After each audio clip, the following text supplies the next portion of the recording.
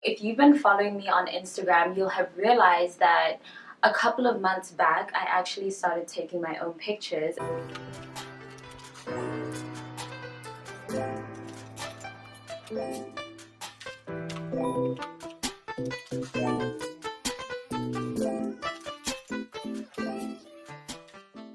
Hello YouTube, welcome to my channel and thank you for being here. If you are an aspiring model, vlogger, YouTuber, Instagram baddie, then honestly not having to rely on photographers who are just gonna waste your time, just pick up the camera and shoot yourself.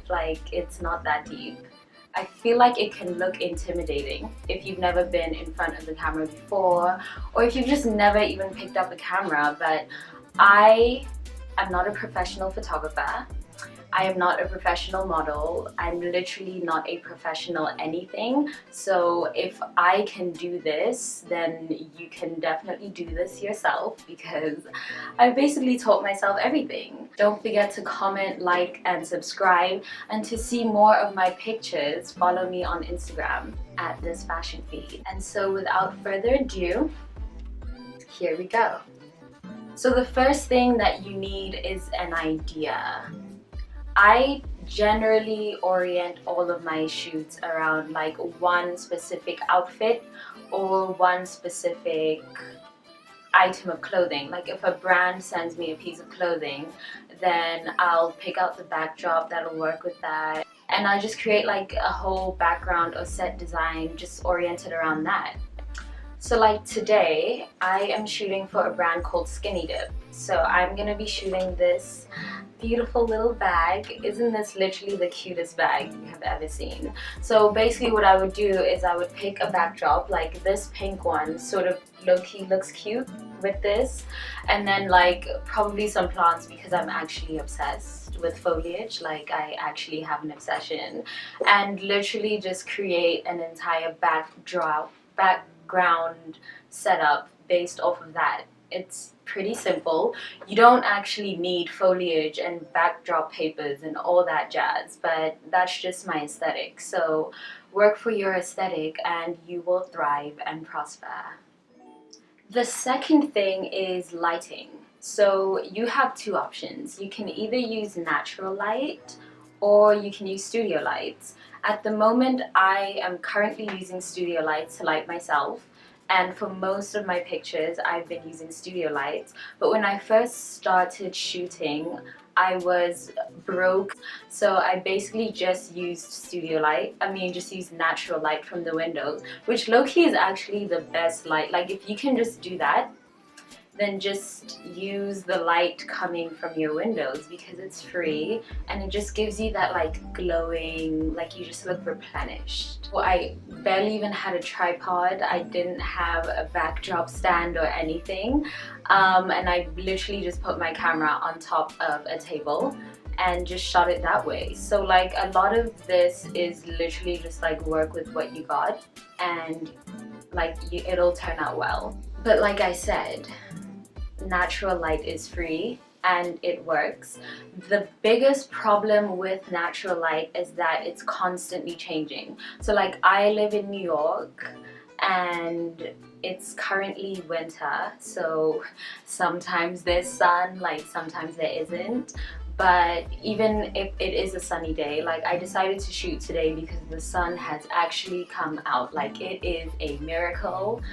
But because it just keeps moving, then you have to keep changing your camera settings and it's just really annoying. So when it comes to photography, you can work with natural light because you'll just have to keep changing your camera settings.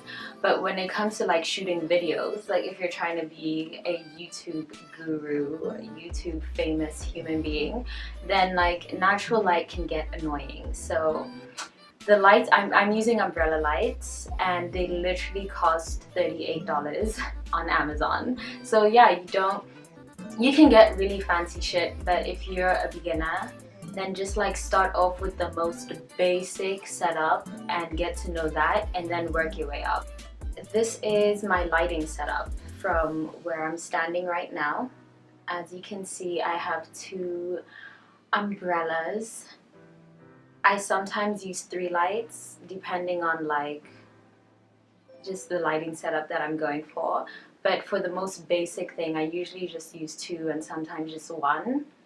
It just depends on what you're going for. The next thing is equipment. So outside of studio lights, I also use backdrop paper. As you can see, I'm using one right now, and I also have a backdrop stand to hold it up. So the backdrop paper itself comes in 3 sizes. There's 4 feet, 6 feet, and 9 feet.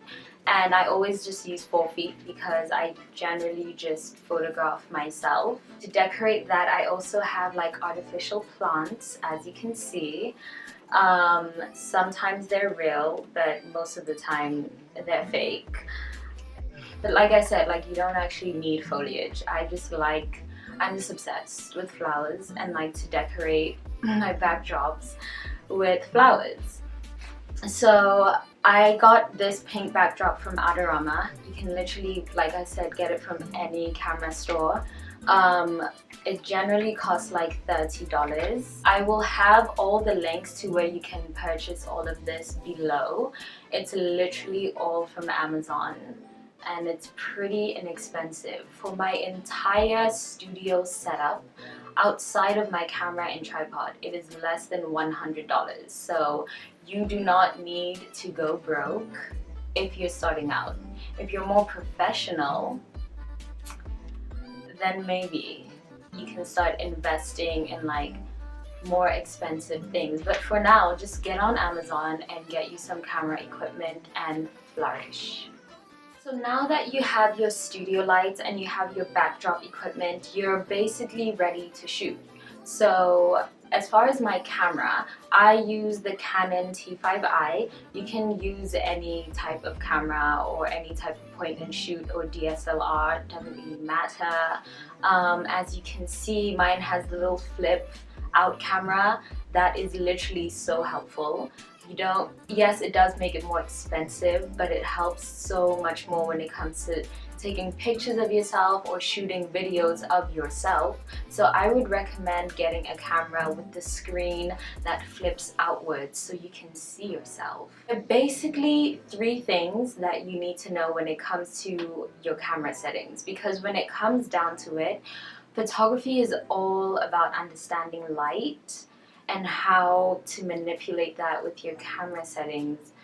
The 3 things that you need to know are ISO, aperture, and shutter speed. So we'll start with aperture, also known as the f-stop. This basically controls how much light is coming into your lens. And so it's kind of backwards. I don't know why they made it this way, but the lower your aperture, the wider your lens is, which means there's more light coming into your camera. So if you're in low light situations, you would want to have like a lower aperture or a lower f-stop. And if you're like shooting outside and it's really sunny, for example, then you can get away with just having like a really high aperture. But also, aperture also controls like your depth of field. The second thing is your shutter speed.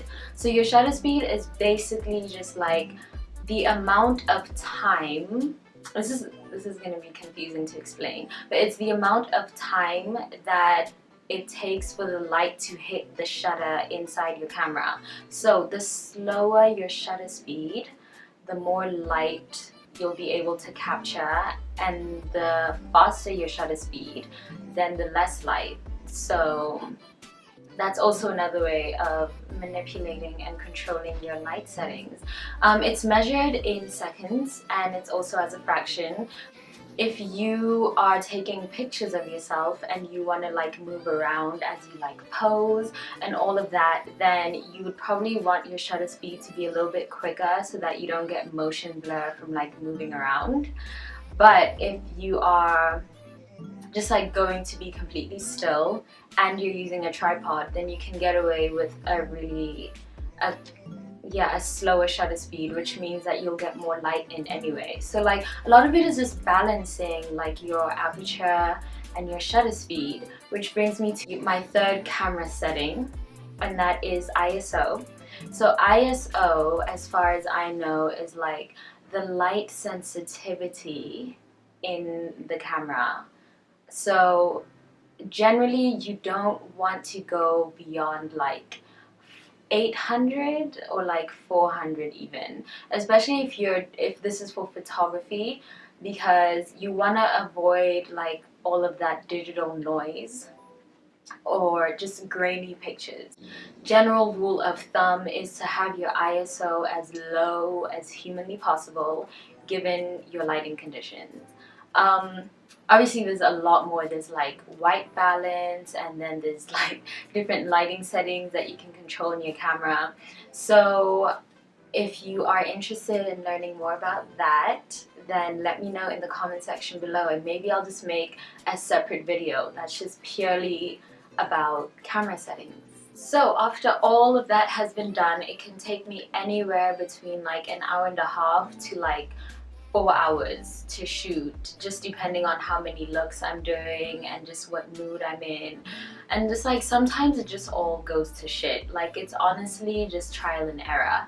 So it is currently 5:30 p.m. in New York and the sun is going down, so I'm losing light, if you couldn't already tell, which brings us to the end of this video. So obviously there's a lot more that goes into the process of self-photography. There's like makeup, because believe it or not, the makeup that you use in front of the camera is actually very different from the makeup that you would want to use when you're going out. But there's also like different lighting setups, there's the post-production editing process, there's like specific camera settings and functions. So if there's anything that I've left out, let me know in the comment section below and we can just have a conversation. And if anyone just wants to chime in with any other tips or has like a plug, you know, if you have like another website where everything is exponentially cheaper, then like let me know. Like let's all put each other on. Like let's all collectively thrive and prosper, you know? So with that being said, thank you for listening. Let me know if I was way too awkward. I'm still trying to work on my in front of the camera skills. And of course, like once again, don't forget to comment, like, and subscribe. And also don't forget to listen to my podcast. It's called Afrolit, and it's both on iTunes and SoundCloud. The link to that will also be in the description box below. So thank you for listening, and don't be intimidated by any of this. A lot of it is just work with what you got, and we all go through phases where we hate everything that we make. Like I've definitely gone through like weeks or even months where I just feel like everything that I create is trash. But even when you're in that slump, you just have to keep creating. Like I feel like the key to perfecting your art is just to keep creating, and like that's literally all it comes down to. So with that being said, this is the most African goodbye, but thank you for watching, thank you for listening. Follow me on Instagram to get more pictures, and let me know your thoughts, and also let me know how it goes for you. Bye.